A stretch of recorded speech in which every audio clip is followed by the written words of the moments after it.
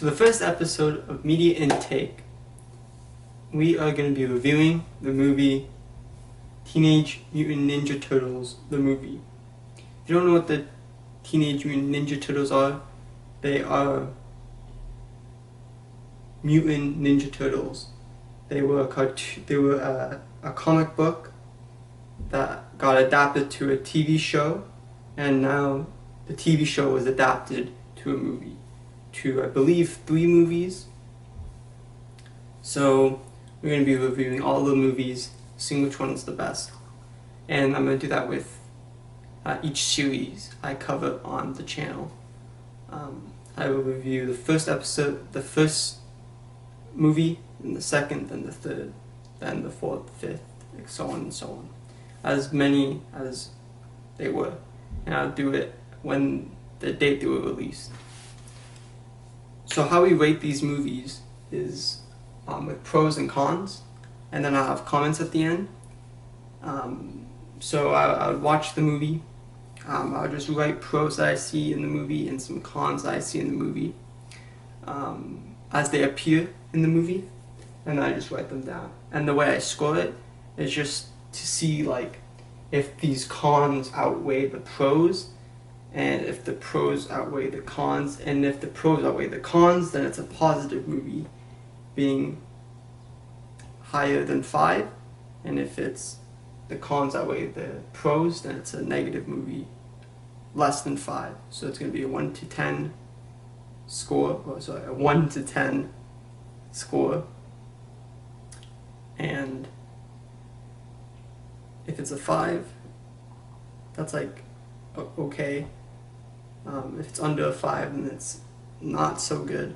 If it's above a 5, then it's if it's above a 5, then it's a good piece of entertainment.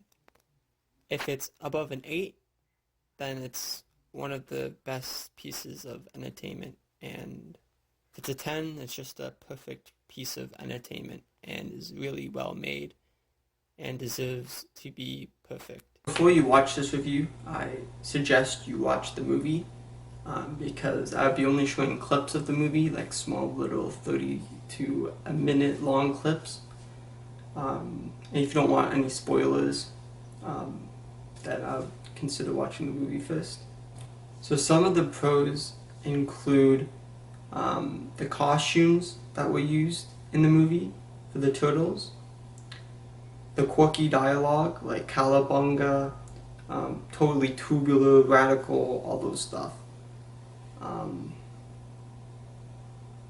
There's a cool transition I liked, how it feels like they're a family, like the Turtles and Shredder. Doesn't feel forced, especially when they're explaining it to April, how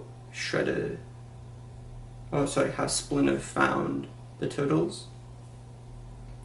April and Casey, that's a win, obviously, like because it's from like the book, from the comic book. They're kind of like a thing, they're kind of not a thing, and the way that they argue like a bickering couple throughout the whole movie is kind of funny. So another pros, Michelangelo cries in the fire pit scene where they talk to Shredder. There's like a tear,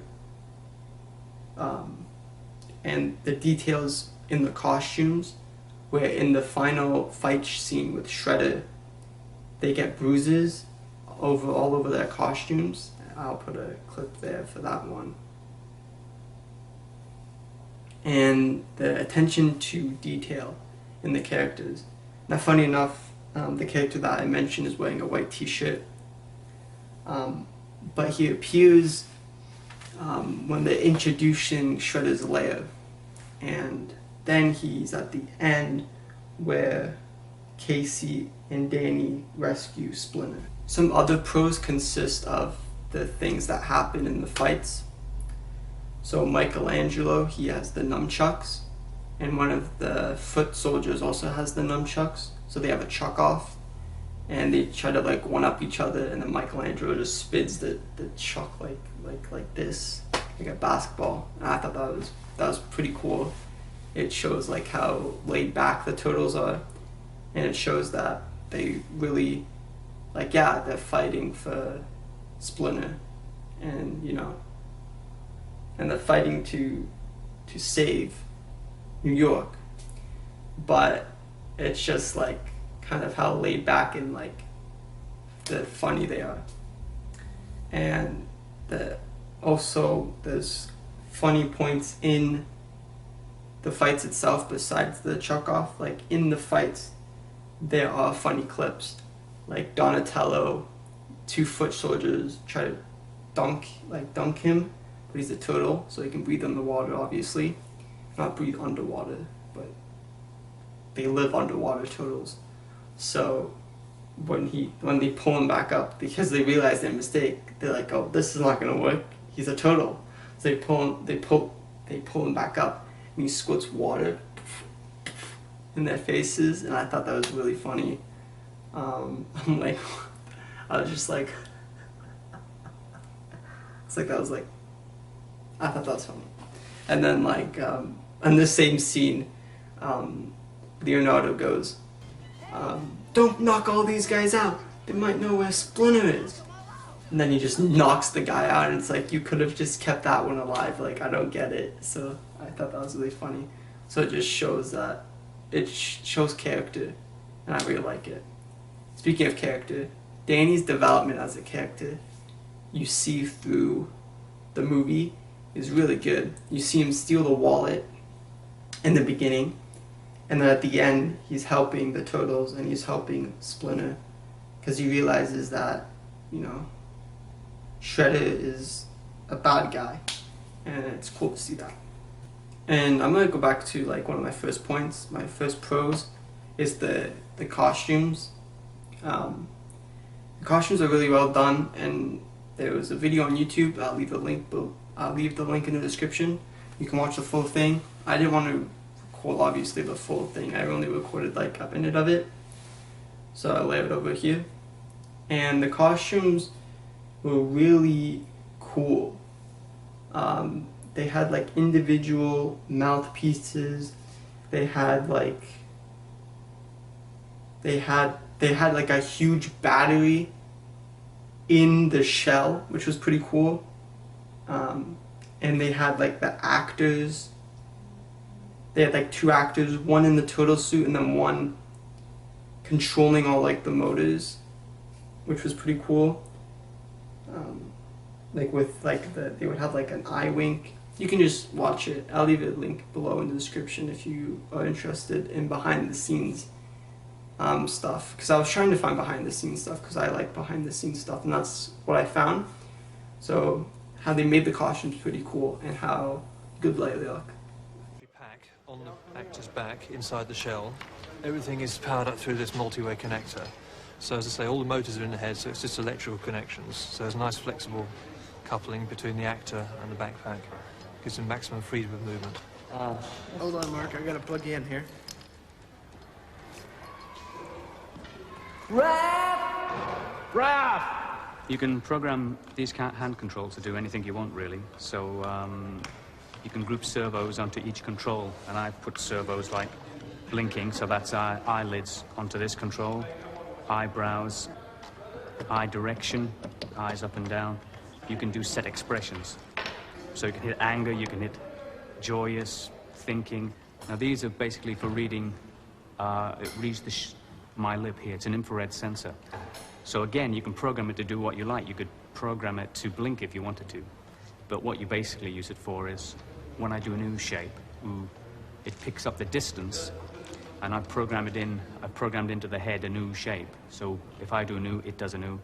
If I do an E, it does an E shape too. So now we move on to the cons. Now, there are a few cons, but the cons are pretty big. The first con is about the opening credits. They play over the introduction of the Turtles and them like getting pizza. And I thought that was just really bad timing. Like they could have done it when when Danny was stealing the wallet. I think that would be a good place to start the credits. And the way that the title card comes in is kind of weird. Doesn't look nice. Looks weird. With the corner and the shadow in the background. I don't know. I didn't like the opening credits and title card as much as the rest of the movie. Another thing, the movie is really dark. I don't know if it's just my monitors, if it's just me, but the movie is really dark. Like, I could barely see anything. I had to squint at points, but the movie was really dark. Another con is that the foot soldiers just keep coming. Like, how many of them are there? It's like a video game, and they just keep spawning. It's pretty insane.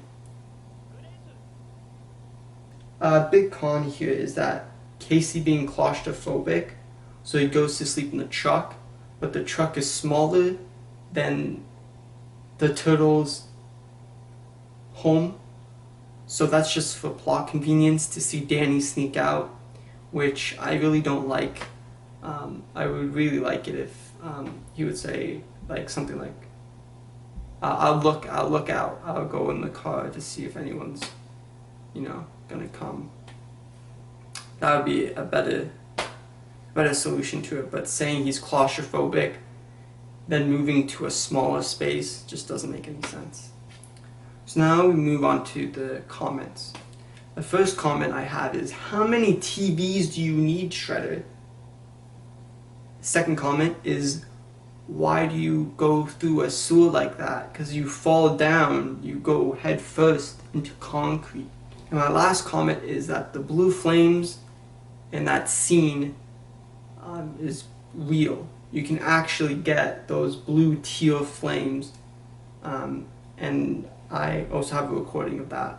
Well, there's also a video of how you get those blue flames, but I just like how that's actually like real. Like, you can do that. It wasn't like CGI. They legitimately made those blue teal flames. And that was Teenage Mutant Ninja Turtles, the movie. I give it a 6.5 out of 10, which is a good bar for reviewing movies, TV shows, animes, and music videos to come. That's a good bar, 6.5. So hopefully you guys liked the video, subscribe for more of these media intake videos, and remember to just keep swimming. Stay awesome, guys, and I'll see you in the next one. Thank you guys so much for watching.